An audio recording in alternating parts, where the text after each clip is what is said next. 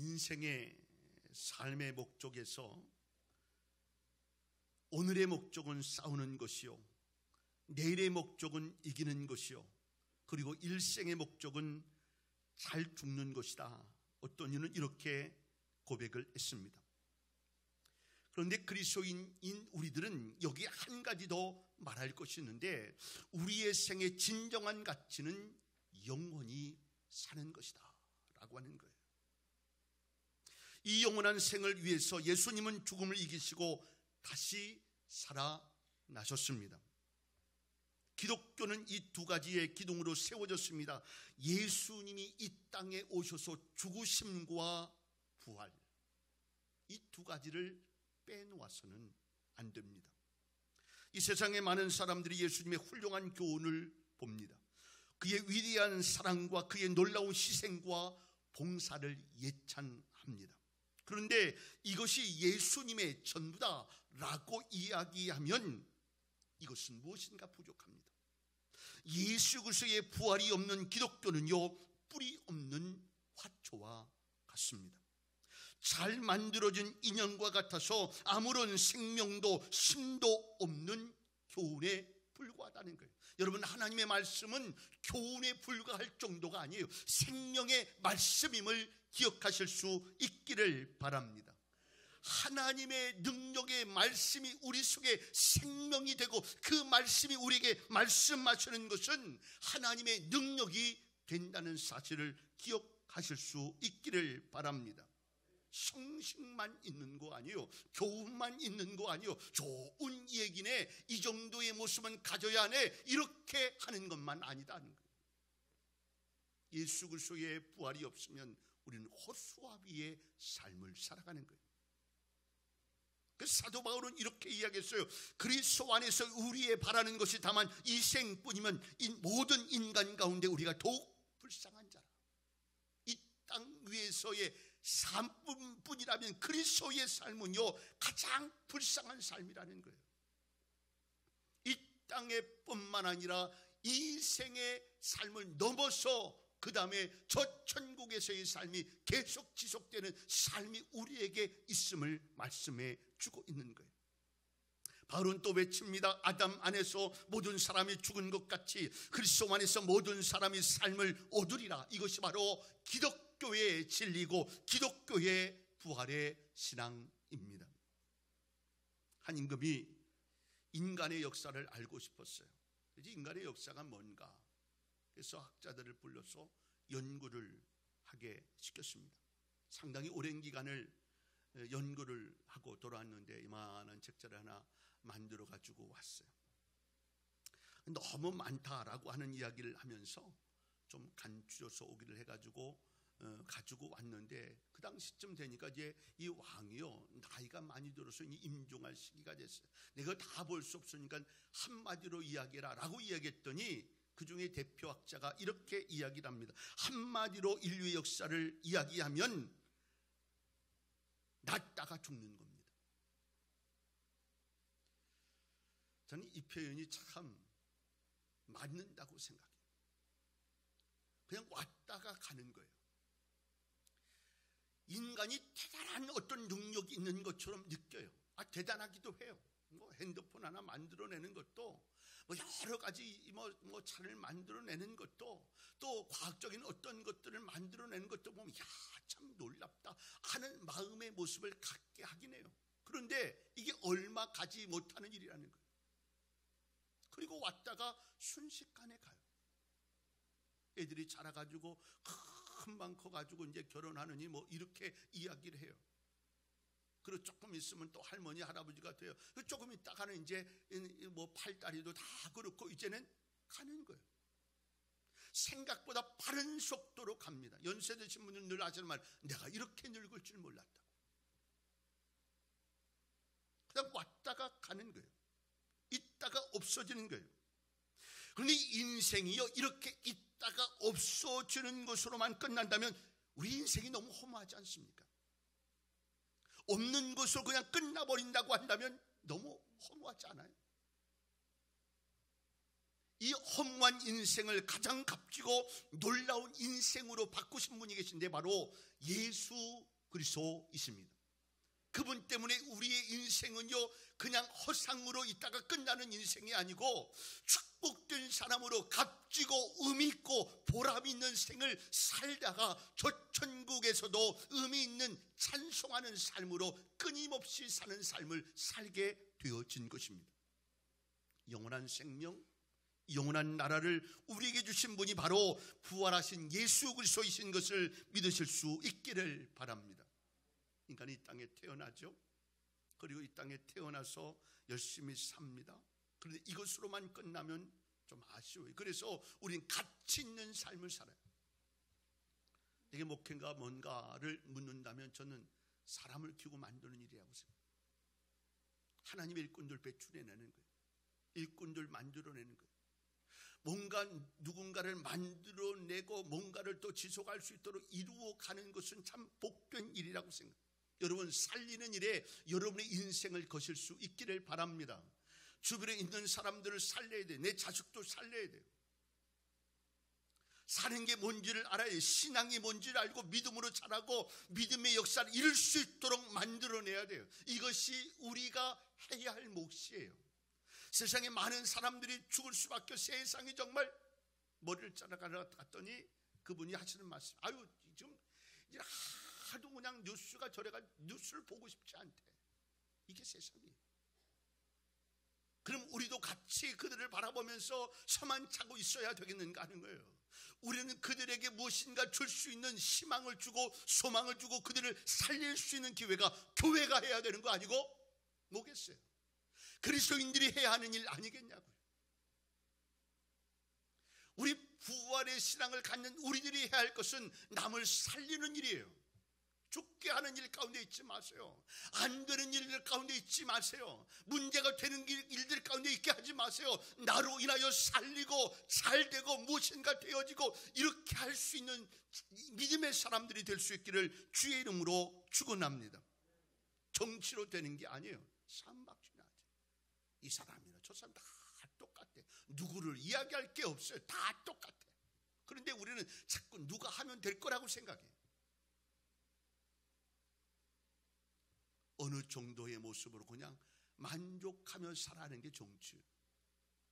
돈으로 됩니까?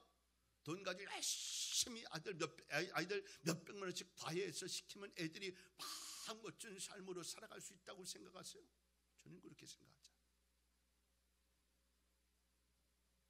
사람이 바뀌고 인생이 바뀌고 가정이 바뀌고 사업장이 바뀌고 우리나라가 바뀔 수 있는 것은 예수의 은혜 아니면 예수의 능력 아니면 안 된다는 사실을 기억할 수 있기를 바랍니다. 이 땅에 기독교가 들어오면서 한 100여 년 지났는데요, 이 선교사가 와가지고 깜짝 놀랐다는 거예요. 배가 이만큼, 뭐 우리 지금 TV 보면 아프리카 아이들이 배가 이만큼 되잖아요. 우리나라 사람 배가 이만큼 해가지고 배가 벌써 수술했더니 여기 구더기가 얼마나 많니? 이만큼의 구더기. 상상도 못하는 그런 일들이 있었어요. 너무 못 살아서 힘들어서 어려워서. 저희 어머니 세대만 해도 배고파서 항상 아껴야 살았어요. 저희 부모님들은 또 피난민이에요. 그러니까 이북에서 내려오시면서 그냥 아껴야 살았어요. 먹는 거 한 가지가 그렇게 넉넉하지 못한 때였어요. 그런 나라가 100여 년 사이에 놀라운 은혜가 있어요. 경제 대국이니 뭐 요 조그만한 나라가 11인이 12인이 뭐 이렇게 이야기하면서 그런 나라가 됐어요. 여러분, 예수가 있는 그 나라가 변할 줄로 믿습니다. 예수의 능력이 복음의 역사가 있는 그곳에 하나님의 능력으로 말미암아 나라도 바뀌고 민족도 바뀌고 가정도 바뀌는 은혜가 임하게 될 줄로 믿습니다. 남편 바뀌길 원합니까? 주님이 그 안에 있어요. 죽을 힘을 다해서 같이 예배하자고 인생 거셔야 돼요. 놀러 갈 때는 가고 그렇지 않은 때는 뭐 주일날 왔으면 좋겠네 말을 안 듣고 이런 게 아니고 주님이 바꿔요. 아이들 바꿔놓는 게 마음대로 됩니까? 죽어도 안 돼요. 죽어도 안 돼. 아니 이제 키큰 남산만 해가지고 있는 애를 어떻게 할 거? 때릴 수가 있어요? 어떻게?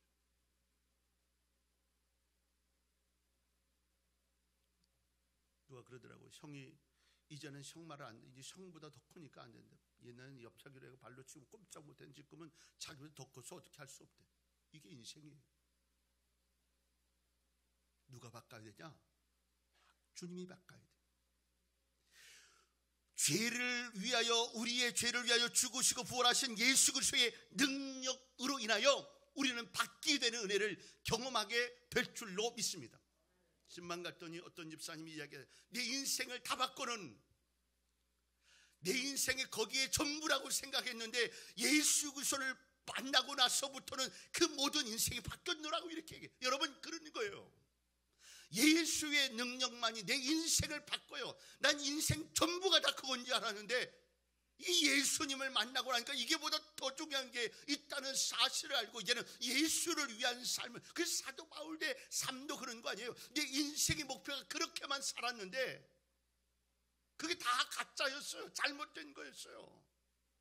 그는 그 모든 것을 배설물로 여기고 내 인생을 걸어 주를 위해 사는 거예요.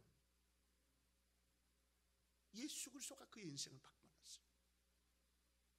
여러분에게도 부활의 능력의 그 주님으로 인하여 변화되어지는 역사가 있기를 주의 이름으로 축원합니다. 오늘 예수님의 부활은 제자들에게 엄청난 변화를 가져옵니다. 몇 가지 생각하려는데 그 첫째는요, 의심하던 제자들에게 확실한 믿음이 생겨졌어요.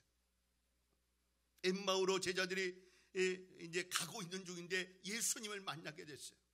가만히 얘기 듣고 보니까 예수님이 하시는 말씀, 예수님이라고 하는 사실을 느끼자마자 그들은요 다시 예루살렘 사명이 있는 그 자리로 가요. 예수님이 돌아가셨어요. 그러니까 이제는 우리는 아무것도 할 수 없다고 생각했어요. 그래서 우리는 우리의 갈 길로 가자, 뭐 여러 가지로 가는 거죠. 그런데 주님 만날 수 있으면서 그들은 의심했던 모습을 접고 다시 사명의 자리로 가는 거예요. 도마에게 찾아오셔서 말씀하며 내 손가락을 이리 내밀어 내 손을 보고 내 손을 내밀어 내 옆구리에 넣어보라. 그리하고 믿음 없는 자가 되지 말고 믿는 자가 되라 라고 말씀하세요. 이렇게 해서 자꾸 제자들을 바꾸시고 변화시키시며 믿음의 자리, 사명의 자리로 가면서 확실한 믿음의 사람으로 서는 거예요. 사도 바울이 다메섹 도상에서 예수 그리스도를 만남으로 그의 인생이 확연하게 바뀌어지지 않았어요? 많은 사람들은요 예수님의 부활의 사건을 가짜라고 이야기했어요. 그거 예수님의 제자들이 옮겨놨기 때문에 빈무덤된 거야. 그 예수님 죽은 게 아니고 기절한 거야. 여러 가지의 모습으로. 파스칼은 이런 말을 했어요. 만일 예수의 제자들이 서로 의논해서 예수의 부활을 거짓으로 만들어냈다고 가정해보자. 그 중에 한 사람이라도 본심으로 돌아갔다면 예수의 부활이란 전부 붕괴되었을 것이다. 순교하기까지 입증한 제자들의 진실성을 믿지 않는다면 그런 사람들과는 말할 필요조차 없다. 내 생명을 걸고 순교하기까지 예수 그리스도의 능력, 예수 그리스도의 부활을 증거했던 그들의 모습이 진실하다라고 하는 거예요. 확신 없이 죽겠습니까? 이것도 저것도 이러면서 있는데 죽겠어요? 아니요, 확신의 삶을 가졌기 때문에 내 인생을 걸고 죽는 거예요. 오늘 의심했던 그 제자들이 확신의 믿음을 갖게 돼. 뭐가요? 부활이 이것을 확신의 능력을 갖게 했어요. 두 번째로는 슬펐던 그들, 절망했던 그들에게 주님은 이 부활의 모습으로 기쁨과 위로와 평안을 주었다는 거예요. 슬픔 많은 세상, 고통과 아픔이 우리를 짓누르는 세상에 절망할 일들이 많아요. 그런데 그들에게 주님의 평안이 있어요. 예수 처음 믿고 교회 나오신 분들이 제가 묻는 모습이 있어요. 예수 믿고 교회 나오니까 뭐가 좋으세요? 그럼 그분들이 하시는 말씀이 있어요. 마음이 평안하대. 마음에 은혜가 있대. 찬송하고 기도하면 마음에 평안해. 여러분, 예수로 인하여 주어진 은혜는 뭐냐면 다 불안하고 염려하고 걱정해야 되는데 내 마음은 평안한 거예요. 오늘 부활의 주님을 만나면서 그들이 당당한 믿음의 은혜가 생겨지기 시작했어요. 예수를 만나면서 기쁨이 생겨지기 시작했어요. 빌립보 감옥의 간수도 예수님을 만남으로 말미암아 두려워 떨고 있다가 예수님으로 말미암아 가족의 큰 기쁨을 소유하는 은혜가 생겼어요. 주님은 우리가 기쁨으로 살아가기를 원하세요. 내가 이것을 너희에게 이르면 내 기쁨이 너희 안에 있어 너희 기쁨을 충만하게 하려 함이니라 라고 말씀하고 있습니다. 주님의 부활이 여러분에게도 사는 역사의 은혜로 말미암아 기쁨과 감격과 은혜가 넘치기를 주의 이름으로 축원합니다. 그분이 내 옆에 계시다는 게 좀 힘이 되지 않으세요? 기도하고 하나님 간절한 마음으로 하나님 앞에 부르짖고 간구하면 내 마음에 힘을 얻고 돌아가곤 해요. 부활하신 그분이 우리에게 용기를 주세요. 죽음까지라도 해결하신 그분이 우리의 문제거리도 우리의 근심거리도 하나님이 해결하실 줄로 믿습니다. 희한하게 마음이 변하는 거예요. 죽는 줄 알면서도 마음의 평안을 가지고 죽는 거예요. 가끔 제가 말씀드려요. 많은 사람들 순교하는 로마에 가면 로마 그 원형 경기장이 큰 경기장이 있는데 사람을 풀어놓고 사자를 풀어놔요. 그래서 예수 그리스도를 믿는 사람들 다 풀어놓고 사자를 굶겼다가 그래요. 막 죽어가는 거 순교하는 자 많은 사람들이 막 웃어요. 깜짝 놀랄 것은 은혜로 기쁨으로 죽어가는 그들을 보면서 더 평화하겠다는 거예요. 예수 믿으면 마음에 은혜가 있습니다. 예수의 은혜 가운데 여러분의 삶이 평안해지는 은혜가 있기를 바랍니다. 불안한 분들 하나님 앞에 기도하사 하나님 내 마음에 평안을 주시고 죽음도 이기신 주님 내 문제거리도 이겨 승리하는 은혜의 마음이 있게 하여 주시고 근심도 걱정도 다 사라져 은혜의 삶을 살아가는 내가 되게 해달라고 기도하는 여러분 되실 수 있기를 주의 이름으로 축원합니다. 마지막으로 그들은 이제 예수님의 죽음이 마지막이라고 생각했어요. 그래서 다 제 갈 길로 가는 거예요. 그런데 부활하심으로 그들에게 어떤 마음을 갖게 했냐면 영원한 소망이 있다는 사실을 깨닫게 됐어요. 이 땅에서의 뿐만 아니라 이후의 삶의 모습도 우리에게 영원한 천국이 있다는 사실을 알고 있었기 때문에 그들은 소망을 가지고 살아갔던 거예요. 죽음을 두려워하지 않고 베드로는 순교했습니다. 나는 부활이요 생명이 나를 믿는 자는 죽어도 살겠고 무릇 살아서 나를 믿는 자는 영원히 죽지 아니하리니 이 사실을 믿고 그들은요 죽음의 자리에 나가는 거예요. 그리고 예수님의 12제자는 다 순교했다고 그래요. 주님처럼. 왜냐하면 그 천국의 모습이 나중에 그 천국이 자기에게 주어질 그 은혜의 모습을 볼 수 있는 은혜가 있었기 때문에 소망하며 삽시다. 조금 힘들고 어려워도 소망하며 은혜 가운데 사세요. 아파도 저희 장모님이 85 되셨는데 어저께 결혼식이 있어서 그래서 옆에 계시길래 건강하신 편이에요. 제가 건강하신 편입니다. 제가 이렇게 이야기를 했어요.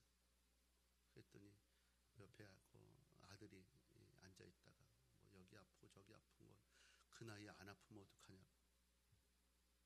그래요. 우리도 아픈데 더 젊은 사람들도 아픈데 여기 아프고 저기 아픈데 다 아파요. 그런 상황 속에서도 우리 인생은 주님을 바라보면서 소망하고 사는 거예요. 이제 머지않아 천국에 갈 걸 생각하면서.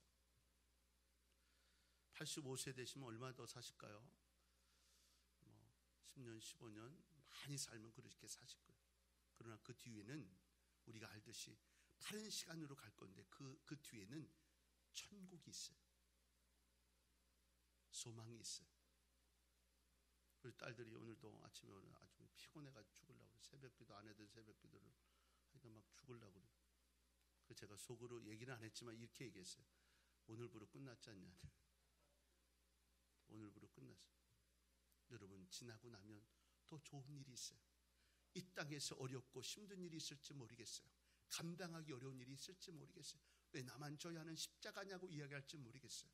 그런데 우리가 소망하며 살 수 있는 것은 천국이 늘 우리에게 있기 때문이에요. 이 제자들은 부활 신앙을 가지면서 이 신앙으로, 이 믿음으로 살아가는 거예요. 순교하는 한 목사가 이렇게 얘기했어요. 이제 나의 신앙에 관하여 완전히 확신할 수 있게 되었다. 나의 신앙은 무거운 짐 아래서도 깨어지지 않고 항구한다. 주저하거나 절망하는 일은 없게 되었다. 좀 이상하게 들릴지 모르겠으나 나는 감옥 안에서 기뻐하는 것을 배웠다.